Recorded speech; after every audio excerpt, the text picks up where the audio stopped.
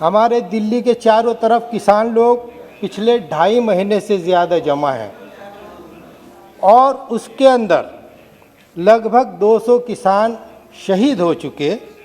इसलिए पूरा भारत किसानों के साथ है, ये हम आपसे कहना चाहते हैं। प्लीज माननीय सदस्य, प्लीज माननीय सदस्य, मंत्री जी आप थोड़ी बताओगे क्या बोलेगा कोई, आप बताओगे? माननीय सदस्यगण, सदन का समय सदन का माननीय सदस्य, प्लीज माननीय सदस्यगण ये टूट जाएगा। माननीय सदस्य,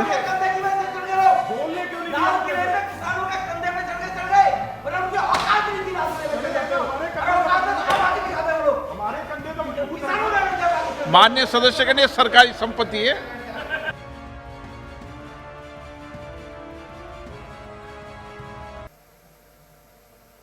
माननीय स्पीकर महोदय, आपका बहुत बहुत शुक्रिया। आपने राष्ट्रपति जी के अभिभाषण पर चर्चा करने का मौका दिया। सरकार का एक वादा था किसानों की आय को 2 गुना करना, लेकिन इसके खिलाफ अभी पिछले बजट में किसान सम्मान निधि में किसानों के लिए 10,000 करोड़ रुपया कम कर दिया गया और इसके साथ साथ किसानों को 3 कृषि कानून दिए गए, जिसके खिलाफ आज पूरे हिंदुस्तान के अंदर आंदोलन चल रहा है।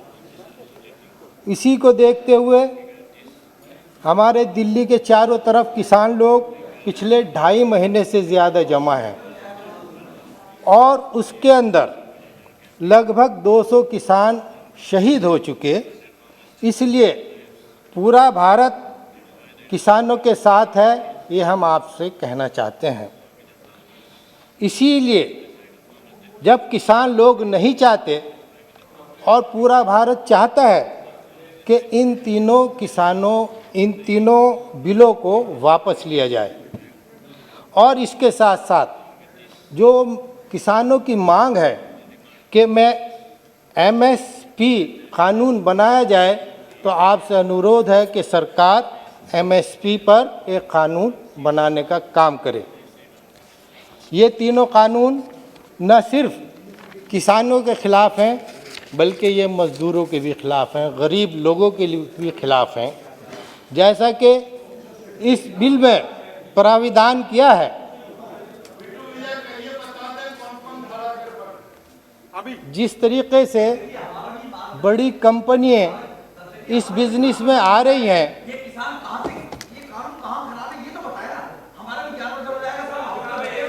ये कहते हैं किसान कानून खराब है। कानून क्या खराब है ये भी बताओ ना। अभी तैयार बैठे हैं सर, ये बताएं कि इस कानून में क्या खराब है, ये कानून में कौन सी क्लॉज खराब है ये बताएं सर। हमारी वो तो बताते नहीं है। हमारी आप बात सुन लीजिए, फिर उसके बाद आप कहेंगे, फिर हम इसका जवाब दे देंगे। तो इस कानून के तहत बड़ी कंपनियां कॉन्ट्रैक्ट बेसिस पर खरीदारी करेंगे और उनको छूट है।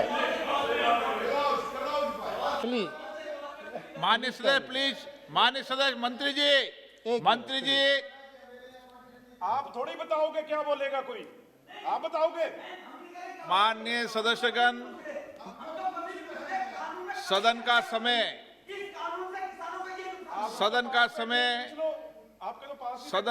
माननीय सदस्य, प्लीज माननीय सदस्यगण ये टूट जाएगा। माननीय सदस्य,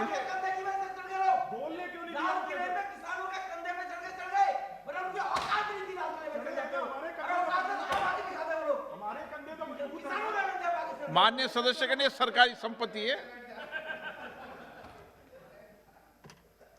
माननीय सदस्यगण, सदन का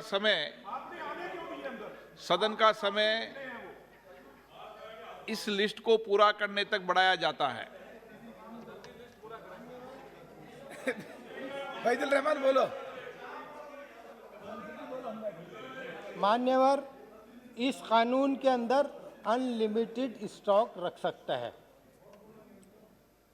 और उस स्टॉक पर किस रेट से उसको बेचा जाएगा ये कहीं नहीं लिखा गया।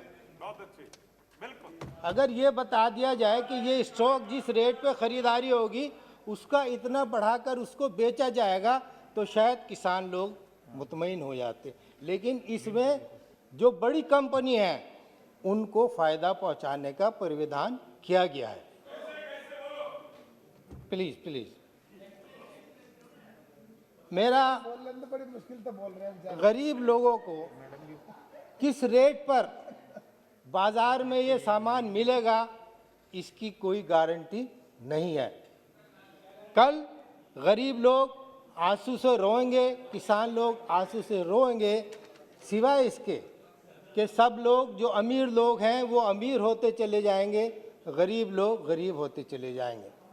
इसके अलावा मान्यवर, किसानों के आंदोलन के खिलाफ भी एक साजिश हो रही है। जैसे कि हमारे बहुत से साथियों ने बताया कि किसानों को बदनाम करने के लिए लाल किले पर तिरंगे का अपमान किया गया और जिस शख्स ने उसका अपमान किया वो आप और हम सब जानते हैं कि जो पंजाब से हमारे एमपी साहब है और भारतीय जनता पार्टी से जिनका ताल्लुक़ है वो उनके कभी साथ रहा करते थे। इसी तरीके से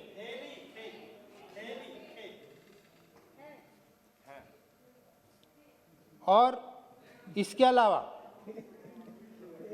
गाजीपुर बॉर्डर पर किसानों पर हमला होता है और हमला करने वाला सत्ताधारी यानी बीजेपी का एक एमएलए है, उसके साथ बहुत से साथी होते हैं। प्लीज जरा बात कह लीजिए, आप कहिएगा बात। हम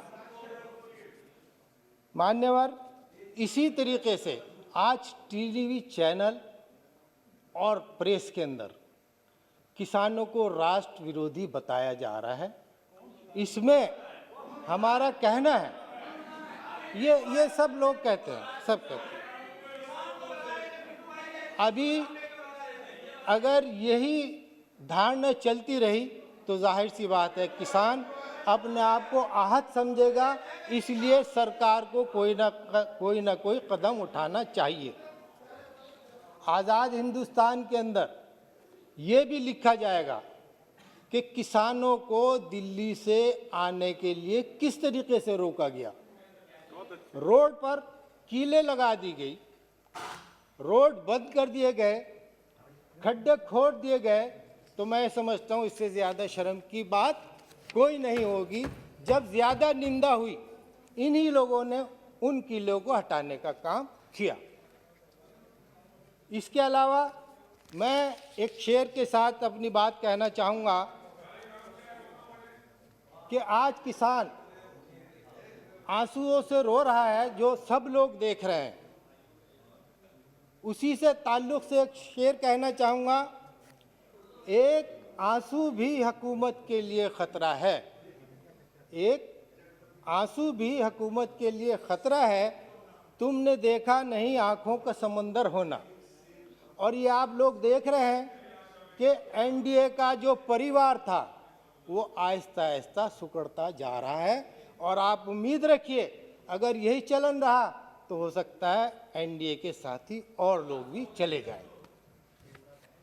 मैं यूपी से ताल्लुक़ रखता हूँ। यूपी में गन्ना किसानों का सही वक्त पर पेमेंट नहीं हो रहा है। कहीं कहीं पर कहीं पर 6-6 महीने से ज़्यादा हो जाता है, पेमेंट नहीं होता। बसपा, एक सेकेंड के लिए, बसपा सरकार ही वो सरकार थी जिसने किसानों को सूद देने का काम किया, जो कर्ज था, जो पेमेंट था। आज किसान अपना जो कर्ज लेता है, प्लीज,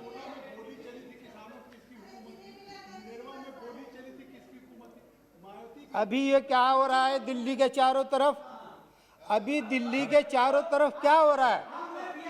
आप बराए मेहरबानी बताइए, दिल्ली के तरफ क्या हो रहा है? आंसू गोश किन पर चल रहे हैं? अभी अभी ताजा ताजा मिसाल है दिल्ली के चारों तरफ। इधर बोल बिजोड़ी एक ही था। मान्य सदस्य प्लीज, बिजोड़ी बैठ जा। प्लीज मान्य सदस्य प्लीज, इररिलेवेंट माननीय बात कर रहे सदस्य, हैं ये प्लीज। लोग। मान्य बड़ा अफसोस सदस्य। की बात है। अरे भैया, इसका जवाब कौन देगा जो अब दिल्ली के चारों तरफ हो रहा है? आप इसका जवाब दीजिए। दीन क्रिया कोष जी, बड़े अफसोस की बात है, आप सुन रहे, पिछली बातें ला रहे, पिछली। आज किसान आपके खिलाफ खड़ा हुआ है, आपके खिलाफ किसान खड़ा हुआ, और यही है कि आज मजबूर हैं आप किसानों से बात करने के लिए, लेकिन बात नहीं बन पा रही है आपकी। धन्यवाद। मैं प्लीज दीन बस कुरिया एक और थोड़ा सा रहने दूं। अभी एक मान्य हमारे प्रधानमंत्री जी का नारा था, सबका साथ सबका विकास, लेकिन अभी इसी बजट में माइनॉरिटी समुदाय के लिए पिछले बजट के मुकाबले से 218 करोड़ रुपए कम कर दिए गए। दीन कुरिया और इसके अलावा Thank you, sir. मान्यवर, Thank you, sir. Thank you, sir, for giving this opportunity.